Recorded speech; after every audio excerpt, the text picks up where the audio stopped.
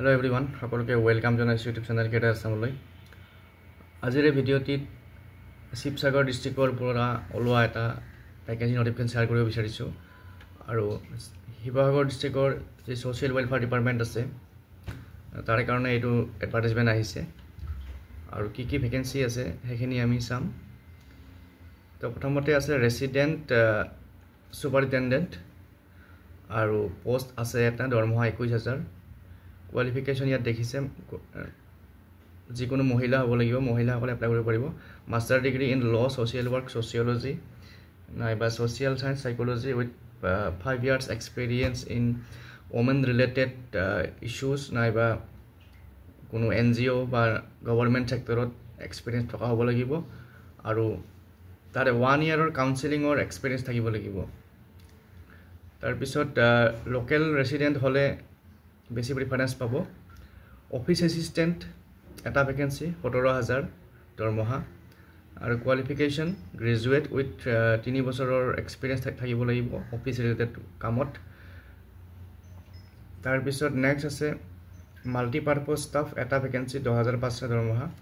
Qualification লাগিব হাই school pass তাৰ লগতে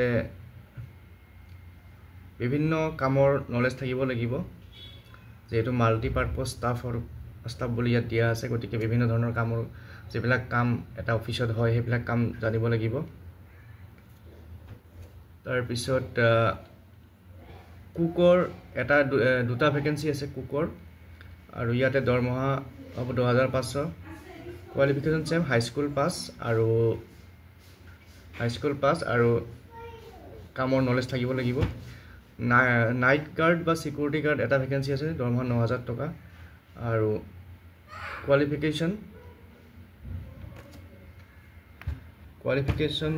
ইয়াত সঠিককৈ দিয়া নাই, কিন্তু এক্সপিৰিয়েন্স 2 years এক্সপিৰিয়েন্স লাগিব কোনো গভৰ্ণমেণ্ট বা ৰেপুটেড কোনো সংগঠনত আৰু যদি ৰিটায়াৰ্ড মিলিটাৰী বা পেৰামিলিটাৰী পাৰ্সনেল হয় তেতিয়াহ'লে প্ৰিফাৰেন্স পাব।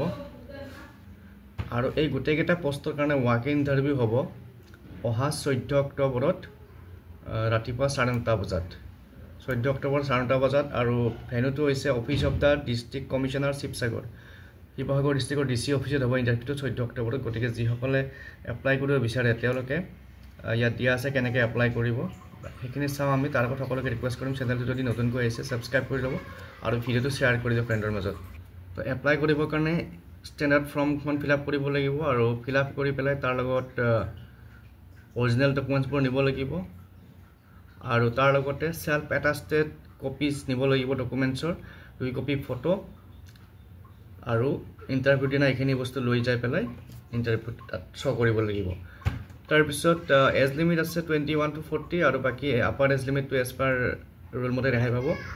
আৰু ৰেজিষ্ট্ৰেশ্যন প্ৰচেছ ষ্টাৰ্ট হ'ব 9:30 AM 9:30 বজাত 14 অক্টোবৰত আৰু 11টা বজাৰ পিছত 11টা বজাৰ আগত গৈ যাব লাগিব। গতিকে 11টা বজাৰ পিছত আৰু ৰেজিষ্ট্ৰেশ্যন নহয়, গতিকে 11টা বজাৰ আগত হাজিৰ হ'ব লাগিব।